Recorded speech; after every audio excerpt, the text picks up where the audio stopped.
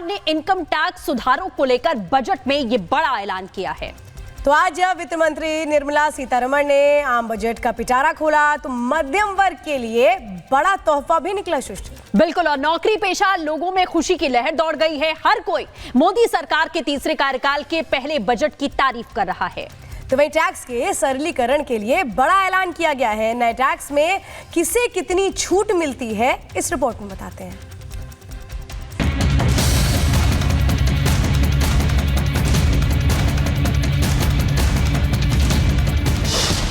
Middle class की बल्ले बल्ले। I am now happy to announce that there will be no income tax payable up to income of 12 lakh rupees.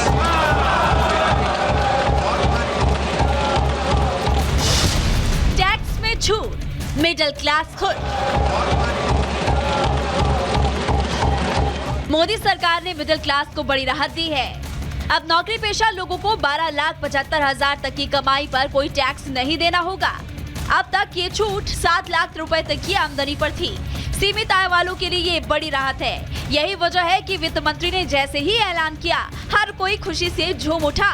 Middle class जो family है बोझ के तले इतनी दबी हुई थी कि अपनी रोजमर्रा की जरूरतें पूरी करने के लिए भी इनको सोचना पड़ता था, और 12 लाख रुपए का टैक्स अपने आप में एक बहुत अद्भुत फैसला है सरकार का। क्योंकि आम जनता 10 लाख के अंदर ही अंदर आती थी, वो इतना ही कमा पाते थे और वो भी टैक्स में चला जाता था, तो सभी लोग परेशान थे। अब 12 लाख तक का जो दिया है उन्होंने किया है निर्णय, बहुत अच्छा किया है आम जनता के लिए, इसलिए बहुत फायदा है। और मिडिल क्लास हर चीज में फंसाया जाता था, तो उससे थोड़ा सा उसको राहत मिलेगी। 5 लाख से बढ़ा के 12 लाख किया गया है, तो उसमें बहुत राहत मिलेगी मिडिल क्लास को।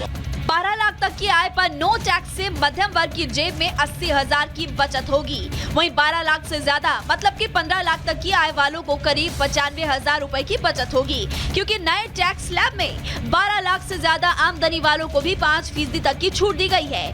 12 से 16 लाख आय पर अब 15% टैक्स देना होगा, जो पहले 12 से 15 लाख की कमाई पर 20% था। 16 से 20 लाख की आय वालों को 10% टैक्स में छूट रहेगी।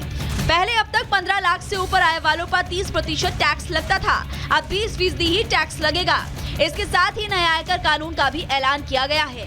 बजट भाषण के बीच वित्त मंत्री ने कहा कि अगले हफ्ते नया इनकम टैक्स बिल लाएंगे।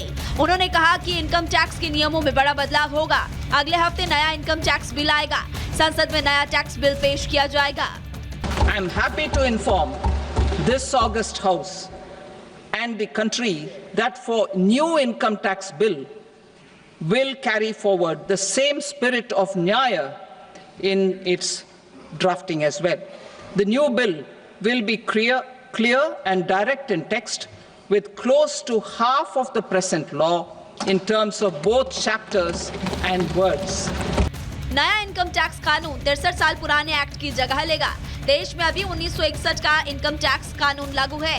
बजट 2020 में सरकार ने इसी कानून के तहत एक नई टैक्स रिजीम लागू की थी, लेकिन जुलाई 2024 में पेश किए गए बजट में सरकार ने साफ कहा था कि देश में इनकम टैक्स कानून को बदलने की जरूरत है। इसके लिए एक समीक्षा कमेटी बनाई गई थी। मोदी सरकार के तीसरे कार्यकाल में जहां आम आदमी को उम्मीद से ज्यादा छूट दी गई है, वहीं आम आदमी के लिए आसान टैक्स कानून को लेकर भी फोकस दिखा। नए कानून में सरल भाषा का इस्तेमाल, अनावश्यक जटिल कानून हटाने पर जोर, कानूनों का सरलीकरण पर फोकस किया जाना है, जिससे faceless assessment, tax payer charter और रिटर्न प्रोसेसिंग में तेजी लाई जा सके। टैक्स स्लैब में बड़ी राहत और नया आयकर कानून लाने का ऐलान कर मोदी सरकार ने विरोधियों को कड़ा संदेश दे दिया है, जो टैक्स को मिडिल क्लास पर बोझ बताकर मोदी सरकार को घेरने की कोशिश कर रहे थे और जटिल कानूनों को लेकर सवाल उठा रहे थे। साथ ही ये भी साफ कर दिया कि मोदी सरकार का एकमात्र लक्ष्य सबका साथ, सबका विश्वास और सबका विकास ही है। Bureau report, Republic Bharat. तो खास मेहमान हमारे साथ हैं, आकाश जिंदल जी हैं, सूर्य कुमार मैथिल जी हैं, हमारे साथ ध्रुव पाठक जी हैं, और जो टैक्स को जो लोग समझना चाहते हैं, सैलरी स्लैब, उन तमाम चीज़ों को उनको आकाश जिंदल बताएंगे। आकाश जी, आप किस तरह से इस पूरे बजट को देखते हैं, किसानों के लिए किस तरह से देखते हैं, कितना फायदा नजर आता है? बहुत ही बढ़िया बजट है। मैं हर बार मार्क्स देता हूं, इस बार आज तक के हाईएस्ट मार्क्स देता हूं, 95 आउट ऑफ 100। बम्पर बजट है, सुपर डुपर बजट है। आम आदमी के हाथ में पैसा आएगा, पैसा जाके बाजार में खर्चेगा, डोमेस्टिक कंजम्पशन बढ़ेगी, और आज ग्लोबल स्लोडाउन के समय में डोमेस्टिक कंजम्पशन ही है जो हिंदुस्तान की जीडीपी को दुनिया में फास्टेस्ट ग्रोइंग रखेगी। प्रधानमंत्री मोदी साहब ने बिल्कुल कहा, सही कहा है, मैं उनको सैल्यूट करता हूं। प्राइम मिनिस्टर साहब ने जो बात कही है, चारों तरफ रोजगार, एम्प्लॉयमेंट अपॉर्चुनिटीज इससे पैदा होंगी। देखिए होगा क्या, इससे लोगों की जेब में पैसा आएगा, वो जाके खरीदेंगे, वो जाके सिनेमा हॉल में मूवी देखेंगे, शॉपिंग करेंगे, रेस्टोरेंट में खाना खाएंगे। कैपिटल आइटम जो इंडिविजुअल के लिए कैपिटल आइटम है, जाके वो टू व्हीलर खरीदेंगे, गाड़ी खरीदेंगे, फ्लैट खरीदेंगे, उससे बहुत ज्यादा रोजगार जनरेशन होगा। और दूसरा, जो तमाम लोग मुझे पूछ रहे हैं ऑनलाइन कि जिंदल साहब इससे इनकम टैक्स में नुकसान होगा कि नहीं, मेरी ऑर्गेनाइजेशन आकाशजिंदल.in का मानना है इससे इनकम टैक्स में नुकसान नहीं होगा। सरकार की इनकम टैक्स कलेक्शन रादर बढ़ेगी। कैसे बढ़ेगी? क्योंकि लोग जब जाके कंजम्पशन करेंगे, बाइंग करेंगे, तो कॉर्पोरेट टैक्स जो कि इनकम टैक्स का हिस्सा है वो बढ़ जाएगा, कंपनियों का मुनाफा बढ़ेगा, तो कॉर्पोरेट टैक्स ज्यादा आएगा और जीएसटी कलेक्शन भी बढ़ेगी। बेसिकली जिंदल सर, इससे देश की भी ग्रोथ यहाँ एक तीर से एक तरीके से अगर कहा जाए तो दो निशाने यहाँ पर हैं। जनता भी यहाँ पर खुश है और ग्रोथ भी बढ़ रही है। सूर्य कुमार जी, किसान क्रेडिट कार्ड को लेकर क्या टेक है आपका? धन्यवाद। देखिए, आज का जो ये बजट है और जो किसान क्रेडिट कार्ड के अंदर लिमिट बढ़ाकर 3 से लेकर 5 लाख कर दी गई है, और उस 5 लाख में भी जो बढ़ी हुई लिमिट है उसमें भी सरकार जो है वो इंटरेस्ट जो है वो कंसेशन दे रही है। ये अपने आप में किसानों के लिए जो असलियत में कार्य करने की आवश्यकता थी, स्वामीनाथन आयोग के द्वारा की गई रिकमेंडेशंस में से एक रिकमेंडेशन ये भी थी कि किसान को स्वावलंबी बनाया जाए, उनको सस्ते बीज, खाद, यूरिया, फर्टिलाइजर के लिए पैसा उपलब्ध कराया जाए।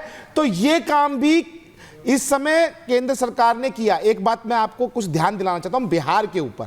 देखिए, बिहार देश के सबसे ज्यादा पोटेंशियल राज्यों में से एक है। मैं खुद बिहार से आता हूं, मैं उस क्षेत्र से आता हूं, दरभंगा से, जहां पर कि मखाने का जो प्रोडक्शन है वो पूरे विश्व में सबसे ज्यादा है।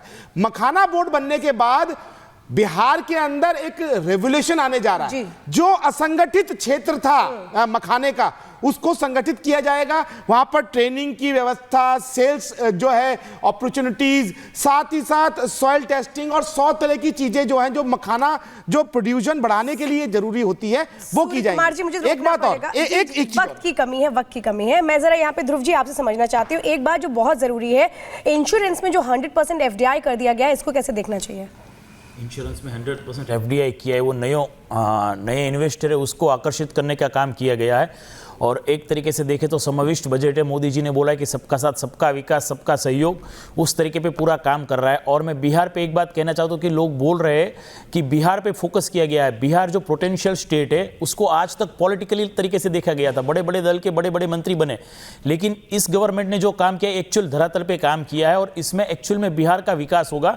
और सबका साथ सबका विकास की नीति पे जो सरकार काम कर रही है उसमें ये आगे बढ़ेगी। और किसान क्रेडिट कार्ड में जो 3 से 5 लाख बढ़ा है, भारत कृषि प्रधान देश है, उसके लिए भी सबसे महत्वपूर्ण योगदान है ये। और इससे टैक्स स्लैब में भी बड़ी बढ़ोतरी होगी।